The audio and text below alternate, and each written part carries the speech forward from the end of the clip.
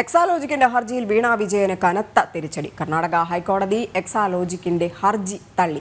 SFIക്ക് അന്വേഷണം തുടരാം. ഹൈക്കോടതിയിൽ വിശ്വാസം ഉണ്ടായിരുന്നുവെന്നും കൂടുതൽ തെളിവുകൾ SFIക്ക് കൈമാറിയിട്ടുണ്ടെന്നും പരാതിക്കാരൻ ഷോൺ ജോർജ് പറഞ്ഞു. ഈ വിവരങ്ങൾ തിങ്കളാഴ്ച വെളിപ്പെടുത്തുമെന്നും ഷോൺ വ്യക്തമാക്കി. ആദ്യം ഷോന്റെ വാക്കുകളിലേക്ക്. അതിനു മുൻപായിട്ട് ജിജീഷ് കരുണാകരൻ ചേരുന്നുണ്ട്. ജിജീഷ്, എന്തായാലും മാസപ്പടി കേസിൽ പൂട്ട് വീഴുമെന്ന് ഉറപ്പായി.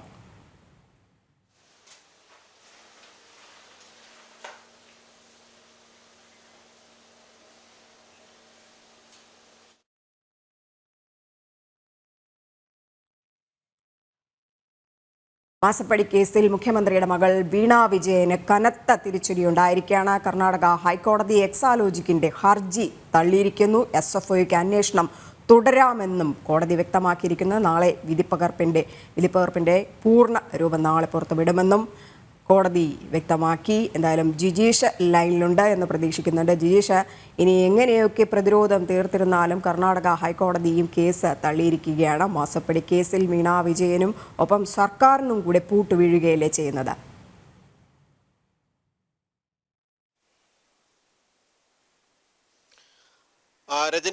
രജനി പറഞ്ഞതുപോലെ തന്നെ ഒരേ സമയം സർക്കാരിനും മുഖ്യമന്ത്രിയുടെ മകൾ വീണ വിജയനും മേൽ കനത്ത പൂട്ട് വീടുകൊണ്ട് കനത്ത ഒരു തിരിച്ചടി തന്നെയായിട്ടാണ് ഇപ്പോൾ കർണാടക ഹൈക്കോടതി SFIക്ക് അന്വേഷണവുമായി മുന്നോട്ട് പോകാനുള്ള അനുമതി നൽകിയിരിക്കുന്നത്. കാരണം SFIയുടെ അന്വേഷണ തടയാൻ വേണ്ടി അനുമതി നൽകരുത് എന്ന് ആവശ്യപ്പെട്ടുകൊണ്ട് നിയമ പോരാട്ടങ്ങൾക്കിറങ്ങിയ വീണ വിജയനേറ്റ തിരിച്ചടിയാണ്, എക്സലോജിക്കിനേറ്റ തിരിച്ചടിയാണ്. സ്വാഭാവികമായും SFIയുടെ അന്വേഷണം മുന്നോട്ട് പോകുമ്പോൾ ആ അന്വേഷണം ചെന്നെത്തുക വീണ വിജയനിലേക്ക് മാത്രമല്ല, എക്സലോജിക്കിലേക്ക് മാത്രമല്ല, അതിന് പിന്നിൽ വീണ വിജയന് സഹായം നൽകിയ ആളുകളിലേക്ക് കൂടി എത്തുമെന്ന ഘട്ടത്തിലാണ് മുഖ്യമന്ത്രിയും സർക്കാരും വീണ വിജയനും എല്ലാം തന്നെ ഒരുപോലെ പ്രതിരോധത്തിലാകുന്നതും ഏറ്റവും ഉയർന്ന തുക നൽകിക്കൊണ്ട് അഭിഭാഷകരെ ഇറക്കി, മികച്ചതെന്ന് പറയുന്ന അഭിഭാഷകരെ ഇറക്കിക്കൊണ്ട് വാദിക്കാനും എല്ലാം നീക്കങ്ങൾ നടത്തിയത്. അവിടെയാണ് വീണ വിജയനും എക്സലോജിക്കിനും കർണാടക ഹൈക്കോടതിയിൽ നിന്ന് നിലവിൽ എക്സലോജിക്കിന്റെ സ്ഥാപനം രജിസ്റ്റർ ചെയ്തിരിക്കുന്നത് ബംഗളൂരുവിലാണ്. അതുകൊണ്ട് തന്നെ കർണാടക ഹൈക്കോടതിയുടെ പരിധിയിലുള്ളതാണ് ഈ സ്ഥാപനം എന്നതിനാൽ വീണ വിജയൻ SFIയുടെ അന്വേഷണം തടയണമെന്നാവശ്യപ്പെട്ടുകൊണ്ടും ഇതിനുവേണ്ടി കോർപ്പറേറ്റ് കാര്യ മന്ത്രാലയം ഇറക്കിയ ഉത്തരവ് റദ്ദാക്കണമെന്നും ആവശ്യപ്പെട്ടുകൊണ്ട് സമീപിച്ചിരിക്കുന്നത് കർണാടക ഹൈക്കോടതിയാണ്. ഹൈക്കോടതി തിങ്കളാഴ്ച വിശദമായ വാദം കേട്ടു. ഇരുഭാഗത്തിന്റെയും വാദം കേട്ടിരുന്നു. എക്സലോജിക്കിന്റെ വാദം കേട്ടു, ഒപ്പം തന്നെ SFIയുടെ വാദം കേട്ടില്ല. അവിടെ വീണ വിജയൻ സൂചിപ്പിച്ചത് എക്സലോജിക്ക് ഉയർത്തിയ വാദങ്ങൾ എന്ന് പറയുന്നത് ഇത്തരത്തിലുള്ള ഒരു അന്വേഷണത്തിന് SFIക്ക് അധികാരമില്ല, SFIO അധികാരപരിധി ലംഘിച്ചുകൊണ്ടാണ് ഇത്തരത്തിലുള്ള അന്വേഷണം നടത്തുന്നത് എന്നായിരുന്നു വീണ വിജയന്റെ വാദം. കാരണം ROC രജിസ്ട്രാർ ഓഫ് കമ്പനീസ് അന്വേഷണം നടത്തിയിട്ടുണ്ട്. രജിസ്ട്രാർ ഓഫ് കമ്പനീസിന്റെ 2 യൂണിറ്റുകൾ കൊച്ചിയിലെയും ബംഗളൂരിലെയും യൂണിറ്റ് അന്വേഷണം നടത്തിയിരുന്നു. അത് ചട്ടം 210 പ്രകാരമായിരുന്നു അത്തരമൊരു അന്വേഷണത്തിലേക്ക് ROC കടന്നത്. എന്നാൽ അതിനുശേഷം ചട്ടം 212 പ്രകാരം അതേ ഘട്ടത്തിൽ തന്നെ SFIയുടെ അന്വേഷണം കൂടി വരുമ്പോൾ 2 സമാന്തര അന്വേഷണങ്ങൾ എന്ന നിലയിൽ വിലയിരുത്തേണ്ടി വരുമെന്ന് ചൂണ്ടിക്കാണിച്ചുകൊണ്ടായിരുന്നു ഈ അന്വേഷണം നിയമാനുസൃതമല്ല എന്ന് SFIയുടെ അന്വേഷണം നിയമാനുസൃതമല്ല എന്ന് വീണ വിജയൻ കോടതിയിൽ പറഞ്ഞിരുന്നത്.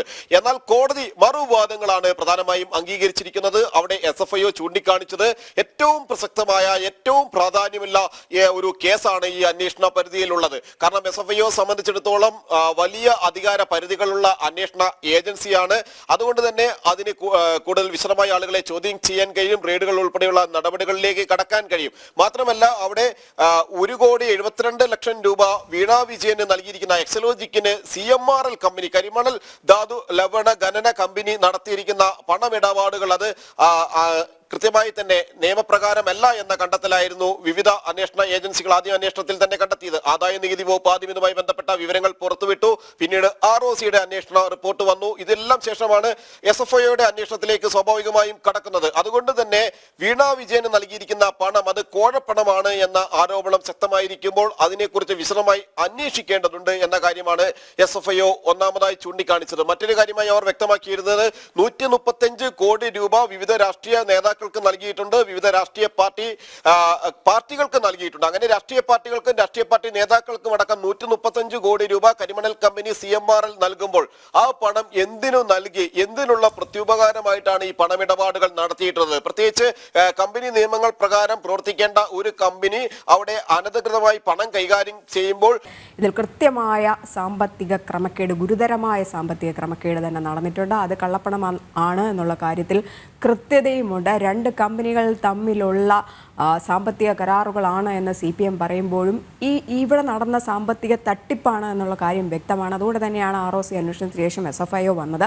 നേരത്തെ നമ്മളോട് TG മോഹൻദാസ് പറഞ്ഞതുപോലെ തന്നെ ഇനി സുപ്രീം കോടതിയിലേക്ക് പോയാലും ഈ കേസിൽ ഒരു രക്ഷ കാണില്ല. അപ്പോൾ ഇനി എങ്ങനെയൊക്കെ ആയിരിക്കും ഇനി ബാക്കി നീക്കുപോക്കുകൾ CPMന്റെ ഭാഗത്തു നിന്നും വീണ വിജയന്റെ ഭാഗത്തു നിന്നും മുഖ്യമന്ത്രിയുടെ ഭാഗത്തു നിന്നും ഉണ്ടാകുന്നത്?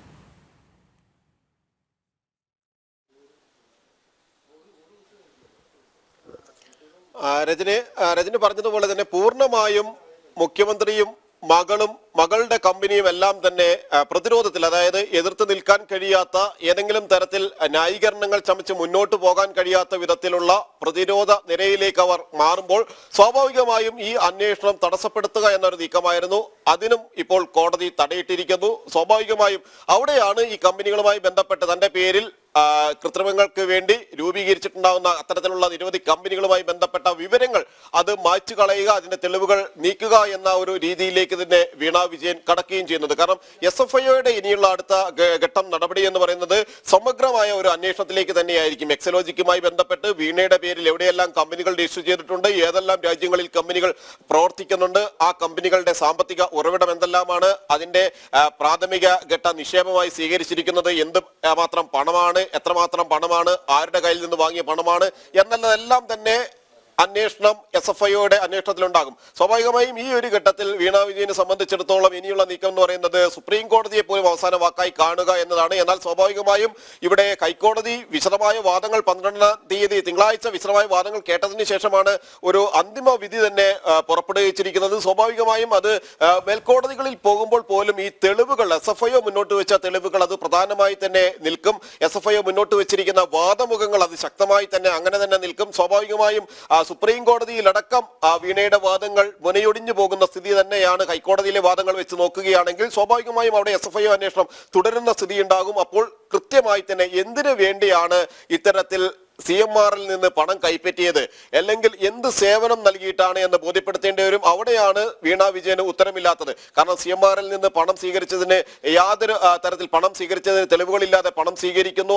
CMRLന്റെ കൈവശം തെളിവുകളില്ലാതെ വലിയ തോതിലുള്ള പണമിടപാടുകൾ, ഈ 135 കോടി രൂപയുടെ പണമിടപാടുകൾ നടക്കുമ്പോൾ പോലും CMRL അവരുടെ പേര് വിവരങ്ങൾ വെളിപ്പെടുത്തുന്നില്ല. ചില ചുരുക്കപ്പേരുകളിലായിരുന്നു ആ പേരുകൾ അവർ മുന്നോട്ട് വെച്ചത്. അതുകൊണ്ട് തന്നെ അവിടെ അന്വേഷണം മുന്നോട്ട് പോകുമ്പോൾ ആരെല്ലാമാണ് അതിൽ ഉൾപ്പെടുന്നത് എന്നതുകൂടി SFIO അന്വേഷണത്തിൽ വ്യക്തമാവുകയും ചെയ്യും. സ്വാഭാവികമായും ഇനി വീണ വിജയന് മുന്നിലുള്ള ഒരു നീക്കം എന്ന് പറയുന്നത് അന്വേഷണവുമായി സഹകരിക്കുക എന്നത് മാത്രമാണ്. എത്രമാത്രം അന്വേഷണത്തിൽ നിന്ന് മാറി നിൽക്കാൻ ശ്രമിക്കുന്നോ, അന്വേഷണത്തിൽ നിന്ന് വഴുതി മാറാൻ ശ്രമിക്കുന്നുവോ അത്രയധികം കുരുക്ക് മുറുകിക്കൊണ്ടിരിക്കും എന്ന വ്യക്തമായ ബോധം വീണ വിജയൻ ഉണ്ടായി കഴിഞ്ഞാൽ സ്വാഭാവികമായും അന്വേഷണത്തിലേക്ക് സഹകരിച്ച് മുന്നോട്ട് പോകുക തന്നെയായിരിക്കും ഇനി ചെയ്യാൻ കഴിയുന്ന ഒരു മാർഗം എന്ന് പറയുന്നത്. ചോദ്യം ചെയ്യലിന് ഹാജരാകേണ്ടി വരും, രേഖകൾ നൽകേണ്ടിയും വരും. ശരി, എന്നാലും എക്സാലോജിക്കിന്റെ ഹർജിയിൽ വീണ വിജയന് കനത്ത തിരിച്ചടി തന്നെയാണ് ഉണ്ടായിരിക്കുന്നത്. കേരള ഹൈക്കോടതിക്ക് പിന്നാലെ കർണാടക ഹൈക്കോടതിയും എക്സാലോജിക്കിന്റെ ഹർജി തള്ളി. SFIOയ്ക്ക് അന്വേഷണം തുടരാമെന്നും പറയുന്നു. ഹൈക്കോടതിയിൽ വിശ്വാസമുണ്ടായിരുന്നുവെന്നും കൂടുതൽ തെളിവുകൾ SFIOയ്ക്ക് കൈമാറിയിട്ടുണ്ടെന്നും പരാതിക്കാരൻ ഷോൺ ജോർജും പറഞ്ഞു. വിവരങ്ങൾ നൽകുകയായിരുന്നു ജിജീഷ് കർണാകരൻ.